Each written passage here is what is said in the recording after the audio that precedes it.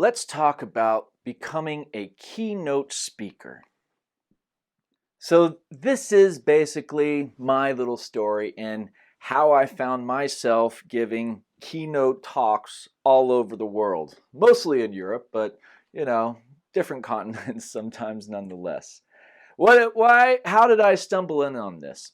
I'm going to give you a super big secret about how you can break into and actually start to make a living off of doing presentations and lectures, right? Here's the trick.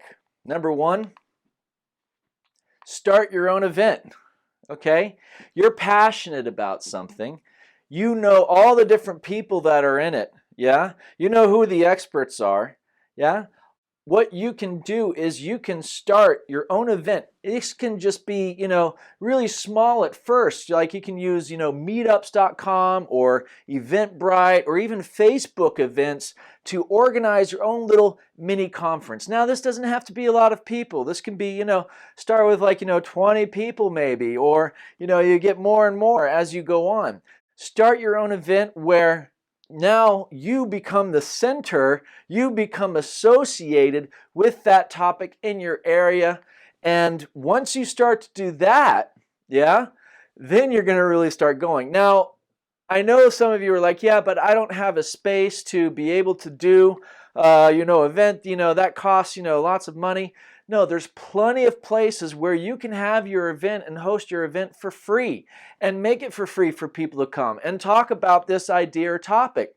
You can use, for instance, local libraries, schools, pubs, stores, parks. These are all free to use. I remember doing an event about what is vlogging, and we did it, basically in a Mac store up above. They had presentation area. So, you can do it in stores. A lot of stores would love to, host your event if they have, some kind of presentation space which many often do. Parks, are also a great place if you want to do something outdoors. You can meet up at a bunch of different parks and really get out and express and experience and dance, or if it's more of an activity thing. Libraries and schools often have, free spaces that you can basically reserve and go and actually do some kind of lecture or what have you. And of course, pubs are a great place for small meetups to really get, the social vibrations going, I guess you would say. So start your own event. You can use a bunch of places for free. And here's the other tip. If you can, record the other speakers and then upload that to different social media sites. This is going to make sure that all of that knowledge and information, you're going to be able to put it through your channel, and people are now going to associate you with that knowledge as well, right?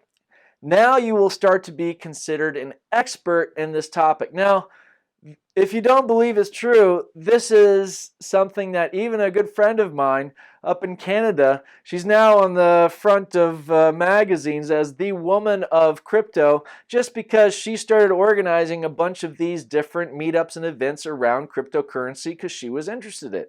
And now Amy Tahar is, on all these covers of like the woman of crypto. So this is one of the biggest tips you can do to really start to break in to becoming a keynote speaker and a pro. So let's talk about some more tips to becoming a pro. Like I said, go to meetups. You will be perceived as an expert over time. And each event has other event organizers often looking for good speakers. Yeah, it's almost like they're trying to find out where the next new talent is or what the next new topic is, right? Next key tip is to make yourself a speaker bio. This is something that you can basically put on your LinkedIn page or an expert file profile, and basically CV is, or what a short bio, where you're from, what you're interested in. Make some kind of small speaker bio that you can also send off, because often it's put into the different programs. They use a speaker bio for the programs. Make it about a paragraph, if you want to go a little more, 2 paragraphs if you got a lot to say. I find a paragraph is probably pretty good.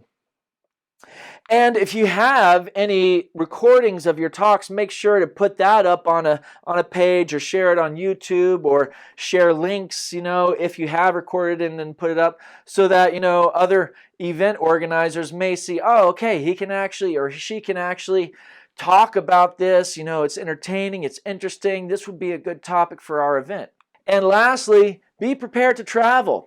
Now, granted, there's a lot of this online virtual conferences going on nowadays, but of course, the face-to-face, the audience right there allows you for a lot more feedback afterwards and a lot more interaction with the audience afterwards if you're at a live face-to-face event. So, unfortunately, sometimes that means we do have to travel, and I actually like that. It actually gave me the ability to travel all over the world using my knowledge and talking about different things. And it's something that I wouldn't want to replace at all. So yeah, traveling is fun, I think. But if you're not into traveling, it may not be for you. So those are a couple of pro tips and tricks, from live events, short events, all the different things that you can think about and you need to try and do, a bunch of different tips and tricks that you can make sure your presentation is better.